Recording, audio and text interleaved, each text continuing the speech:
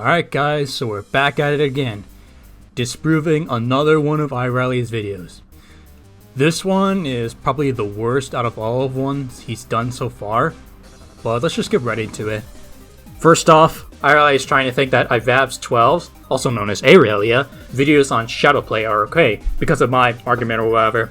Now here's the problem, and people are criticizing me for not doing enough research. He should do more research. Two reasons actually. For one, Riot even experienced these Shadowplay issues over on Twitter, asking people for help on how to solve this issue. And two, if you Google Shadowplay variable framerate, you'll see countless posts on Reddit, forums, and all sorts of media like that, asking for help on how to solve this issue. Tutorials are also included as well, although I don't know which ones work since I have no experience with Shadowplay. I also want to mention that him mentioning IVAV 12 harkens back to when Noctifly cited his girlfriend for evidence. If you end up doing research on people as to who Eiriley is citing, many of them are longtime Eiriley fans, or in this case, IVAV 12 is the uploader and verifier of Lin Anya, an extremely unbalanced and buggy level, and, according to Eiriley, part of his family. A logical person would be like, well, why would Eiriley cite someone who verified his own passion project? Why would a close relative already not be biased to believe him? So, that's a major problem and should not have been included in the rushed script. It's why this single point is redundant and was made to milk the video to 20 minutes. Also, the fact you, Eiriley, didn't expose IVAV 12 for his variable framerate issues, but you exposed Yossarian for his variable framerate issues shows you have a personal bias. So let's move on. Now, as for why Shadowplay wants to bring up these variable framerate issues, I do not work on the software itself. The software requires you to have a NVIDIA graphics card. The software would take up the GPU usage, which you'd think it'd be nice since the GPU is stronger than the CPU, and Geometry Dash runs off the CPU. It's on NVIDIA themselves for having this issue on by default.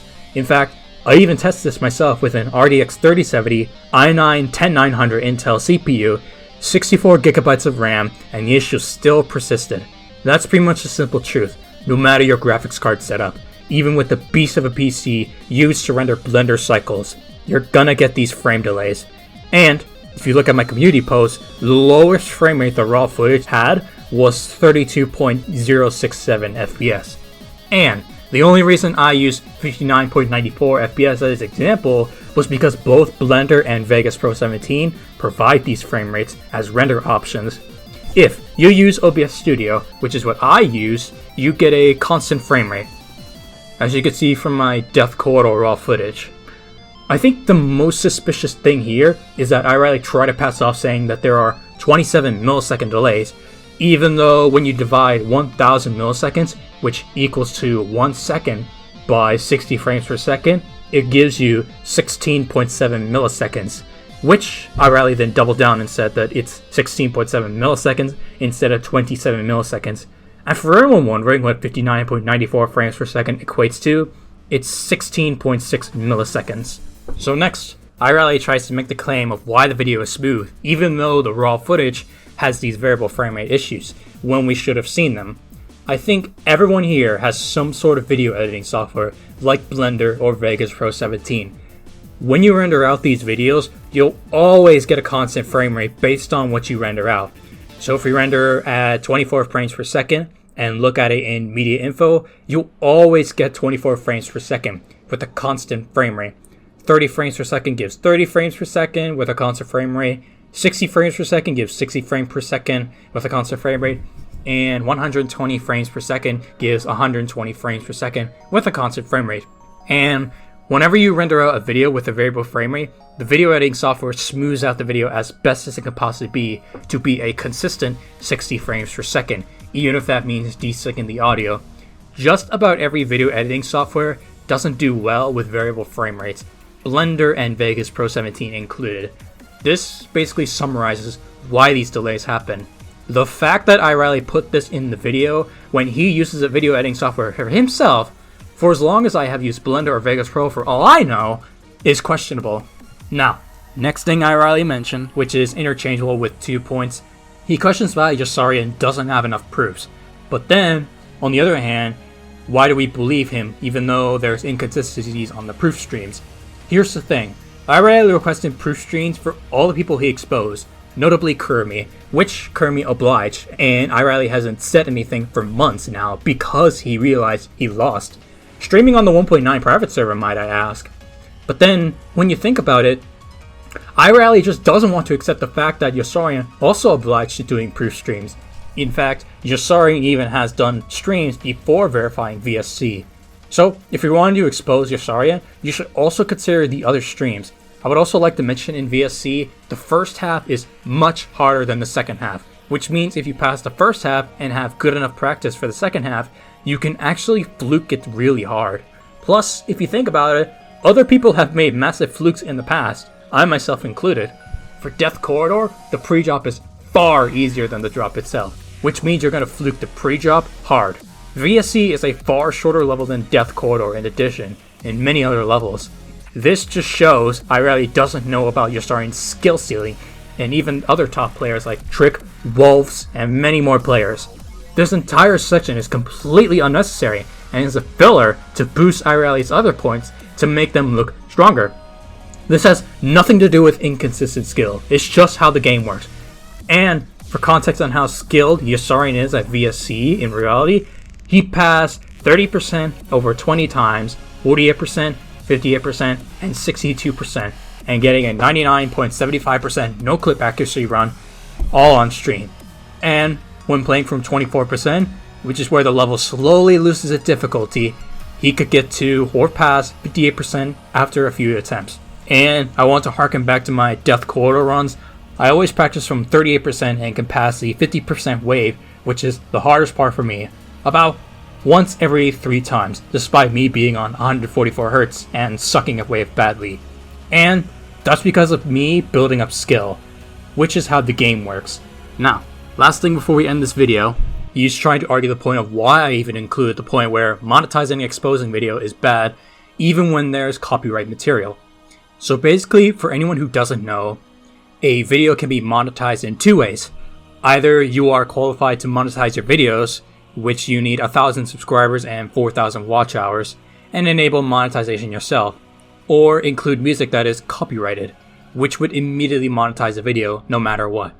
The difference is if you monetize your video without any copyright material, all the money goes to you as the creator, whereas if the copyright music was added, all the money would go straight to the music artist. So, Eiriley argues the point on why he can't monetize the Yossarian exposing video, while the Kermi exposing video was monetized. You see, the problem with the Yossarian video, that has no form of music included, it's just Eiriley speaking, which means the video is eligible to be monetized and all the money goes directly to Eiriley. The Kermi video, on the other hand, has a copyright soundtrack included, which is written by Chameleonaire, and whatever this track is on the second exposing video. So, even though the Kermi exposing video is monetized, none of the money is going to Eiriley. And to clarify, this wasn't just like some sort of coincidence. We opened up both the response video and the initial exposing video with ad block off on Google Chrome with incognito tabs open, and then closed those tabs. We tried it with both videos and the advertisements came up. And when we tried it with my videos, since they're not monetized, we came back clean with no ads at all. I find it extremely ironic how he mentioned right at the start of the first Kermi exposing video that it's not monetized, yet the exposing videos after that are monetized, including the Only Facts video, which has no music in it whatsoever. We've checked all those videos for any copyright material, and none of them besides the first 2 Kermi exposing videos are monetized for Eiriley and not for the individual music artists. Call it whatever you want, but this is a scummy way to make money. It's like making money off of someone's death, which I would not be surprised if Eiriley's Michigan video was monetized. Which, you wouldn't you know it, it's exactly what happened. Small editor note, I'm not saying Eiriley shouldn't monetize all of his content. I'm saying that his video choices to be monetized that don't have copyright material are put into question. Making money off of someone's death, making money off of manipulating a community, making money off of ruining someone's career. He can monetize his videos all he wants, but making money off of those shady things is disgusting and most people agree with me. There you go, my easy response on this milked video. Eiriley, I've disproved you for the 4th time. Our squad has debunked you once again. You don't know what you're talking about. You're digging yourself deeper in a hole. You just need to confess about this stuff and apologize to Yossarian. It's getting really bad. This situation does not need to go on. Well, thanks guys for watching this video. If I absolutely have to make a third video on this topic, which I really don't want to, I will, because the word about this whole situation and what's really the truth needs to get out there. Other than that, again, thanks for watching. Hopefully you learned something new. Hopefully you're not getting manipulated over and over and over again by Eiriley. And hopefully you actually accept the facts and not trust what Eiriley is infamous for. Being a cut chaser, trying to make views and money off of ruining someone's career off of the internet. If, at this point, you're going to create some ultimate cheating method that cannot be detected and claim Yossarian used that, how can you prove if he used it if it's undetectable? That would be the same as me saying XN cheated with some undetectable cheat method I can't prove. It doesn't make much sense, does it? I find it funny how aggressive Eiriley is with this situation. It basically repeats how aggressive he was in the Kermi situation, which is completely unprofessional. Let me just show you a slideshow of how terrible Eiriley is. Spoiler, he deleted these posts to blanket cover the situation.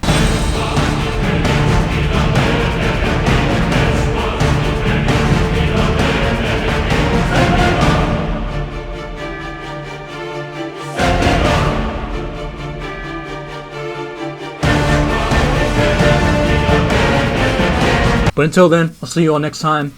Goodbye.